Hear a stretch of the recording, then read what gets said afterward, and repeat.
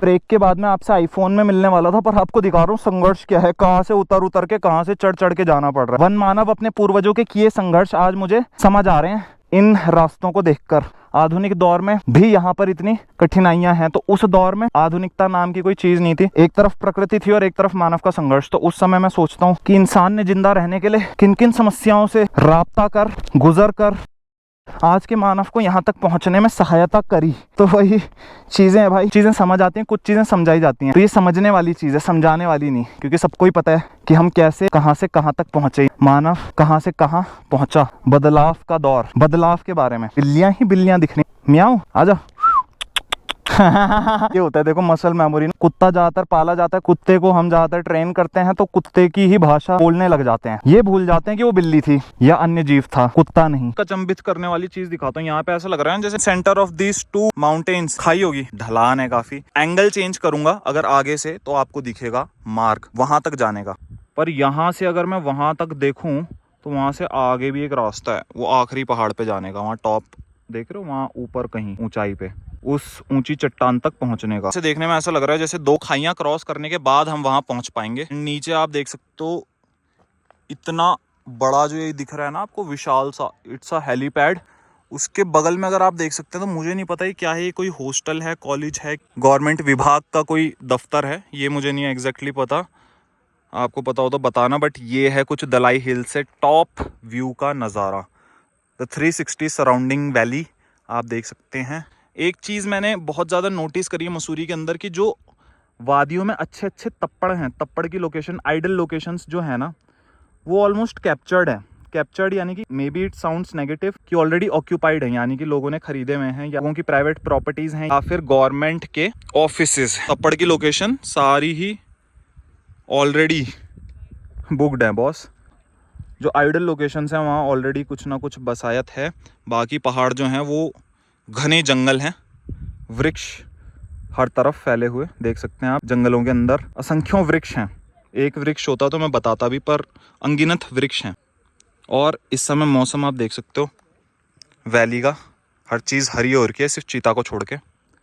चीता हरा नहीं है, चीता हमारा बिल्कुल लाल है एक्सरसाइज कर करके। तो चीता भाई, मैं ना कभी कभी ये विचार करता हूँ मन ही मन, किसी से व्यक्त नहीं करता। पिछड़ी सोच का आदमी है, फिलोसफिकल माइंडसेट है, वर्किंग माइंडसेट नहीं। विचार पता है क्या है? एंड ऑफ द डे आदमी को जीने के लिए क्या चाहिए? सब कुछ मौजूद है, पर उसके बाद भी आदमी क्यों दीवारों में कैद हो चुका है? क्यों बिल्डिंगें बना रहा है? क्यों नहीं पेड़ लगा रहा है? बिल्डिंग बनाने की जगह एक पेड़ क्यों नहीं लगा? निर्जीव वस्तुओं में इतना सुख मिल रहा है, पर जिसमें प्रकृति फूट फूट कर भरी है, जीवन फूट फूट के जिन चीजों में भरा है, चीजों से वो दूर होता जा रहा है। क्या है इन महंगी गाड़ियों में, कश्तियों में, महंगे क्रूज, टापू हो, छोटी सी कश्ती हो, आसपास हरियाली हो, गाड़ी के नाम पे खूबसूरत सा सफेद घोड़ा। चीजों से जरा इनको हम, आर्टिफिशियल चीजों को जरा हम ऑर्गेनिक चीजों से कन्वर्ट कर देते हैं। संघर्ष ज्यादा है तो आदमी को क्या, आदमी आलसी हो गया, उसे चाहिए गियर शिफ्ट करके गाड़ी चल जाए।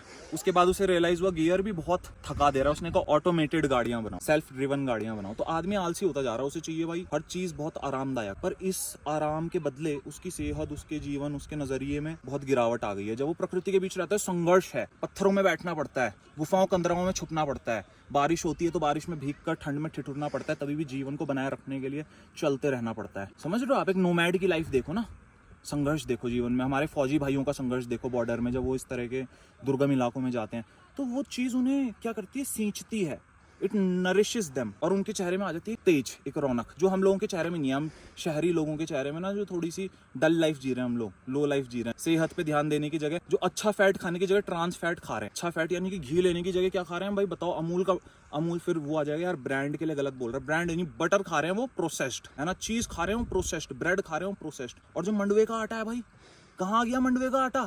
कहाँ गया सरसों का साग? कहाँ गई वो चीजें जो आदमी को सच में अंदर से तरोताजा करती थी? वो आदमी खोता जा रहा है, पर वो सब यहीं मौजूद है।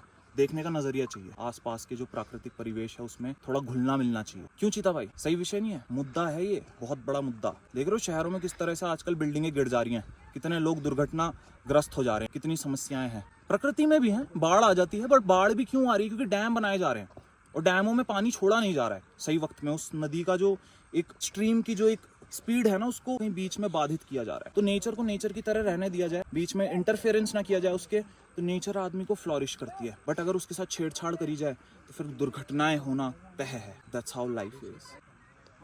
मैं कब से चीता भाई को कन्विंस कर रहा हूँ कि 6 बकरे पाल लो, ब्रीडिंग कराएंगे, 6 के 8, 8 के 16, 16 के 20। अच्छा। और बकरा है, एक एक बकरा एक एक पेटी का, दूध बेचेंगे, प्राकृतिक माहौल में रहेंगे। तुम मांसाहार नहीं करता, पर तुम्हारे लिए तो दावत ही है एक तरह से, रोज की दावत। 3-4 भोटिया कुत्ते पाल लेंगे, will live a shepherd life.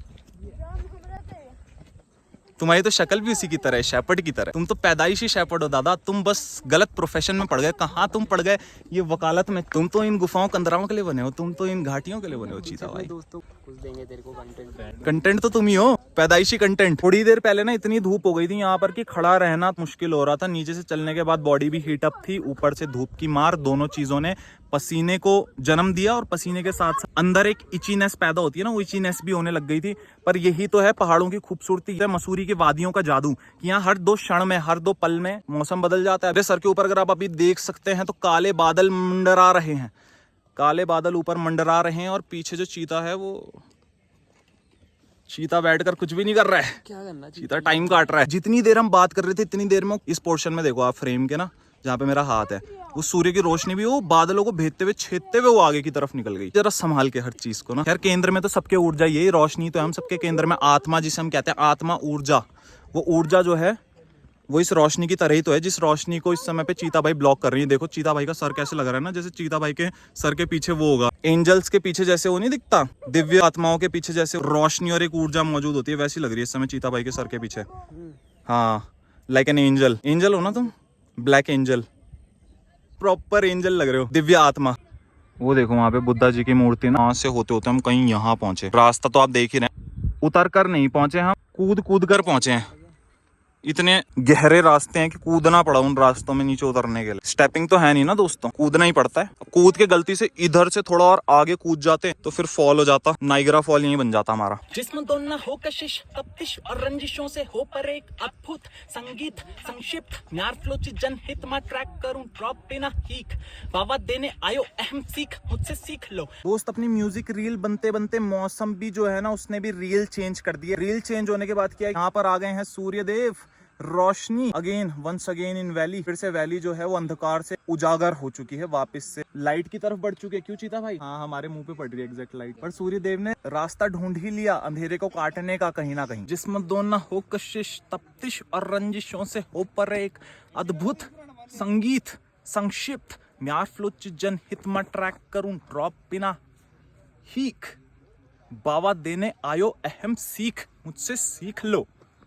लो सीख भाई, सीख लो कि क्या क्या कर रहा है तुम्हारा भाई। म्यूजिक लिख रहा है, मोटो व्लॉग कर रहा है, फिर उसी कंटेंट को कलेक्ट करके उसे डिजाइन करके पोस्ट कर रहा है। क्या बुद्धि लड़ाई मैंने कंटेंट के लिए। मैं I am not buying goodies, goodies जरूरत नहीं है। जैसे अधिकतर आजकल आप देख ही रहोगे ना, शोशेबाजी कितनी चलती है। मुझे शोशेबाजी की जरूरत नहीं है, because I have a lot of gist in my life. सार है मेरे जीवन में, I have a lot of things.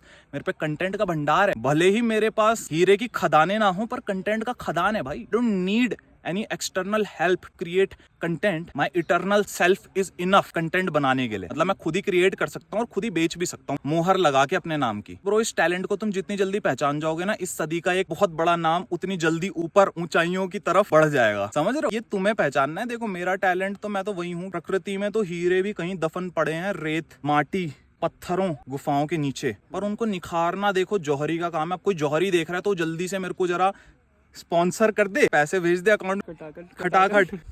अनगढ़ हीरा है ना जो अभी ना तराशा हुआ हीरा, हीरे को मैं जल्दी से तराश के उसपे प्राइस टैग लगा के अच्छे दामों में बेच दूं, प्रॉफिट आपको भी तो मिलेगा। क्यों?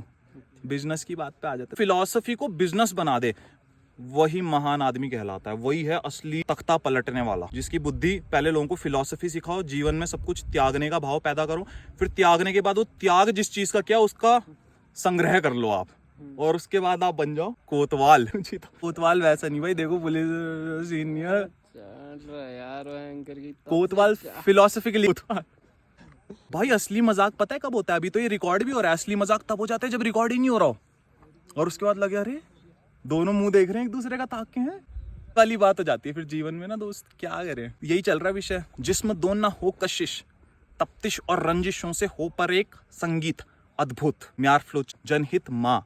ये गढ़वाली अपने भाई बंद है ना, वो ऐसा ना समझे कि मैं बिल्कुल विदेशी का चुदा हूँ, बिल्कुल स्वदेशी हूँ मैं।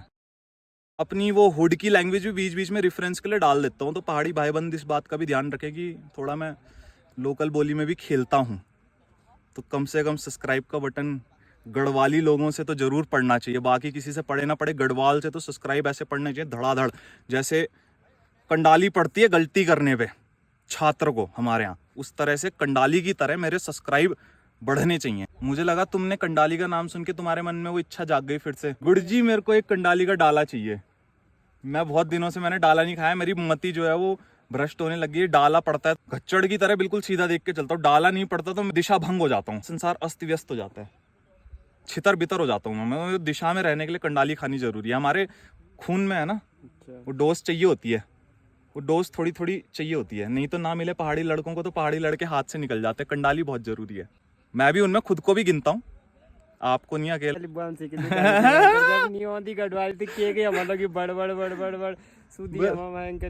बल भैजी मैं तो समझ तो आंदी ची की गढ़वाली में क्या बोलना चाहता हूँ मैं तो। हाँ यार गढ़वाली जो ची वो लगदी ची इनकी पान खेकन बोलना ची, सारी भाषाएं उसमें सारी बोलियां मिल जाती हैं, थोड़ी थोड़ी मराठी पूर्वी थोड़ी सी गढ़वाली, समझ पूरी आती है मुझे। इसलिए भाई कभी ऐसा ना समझे, छूत अछूत ना समझे कि भाई मैं गढ़वाली होके भी मतलब दूरी हो जाती है ना। ऐसे जो फेक गढ़वाली होते हैं उनसे मैंने देखा, जो ठीठ गढ़वाली होते हैं उनको थोड़ा ना झिझक होती है। हमारे घर में भी एग्जाम्पल होते हैं, हम तो रोजमर्रा के जीवन में देखते हैं कि यार इसकी गढ़वाली कितनी नकली गढ़वाली है। रहा जीवन भर दिल्ली और बोलनू यार गढ़वाल ची की, गढ़वाल में एक पेड़ नहीं लगाई येन और बोलनू ची की गढ़वाल में यार ची की, खेत पुंदड़ा में एक सब्जी नहीं उगाई और बोलनू ची की मित पहाड़ की लौकी पसंद ची की। दोस्तों दलाई हिल से फिलहाल हम ले रहे हैं अलविदा, को थोड़ा कमेंट्री देंगे live from our GoPro. IPhone का खेल समाप्त।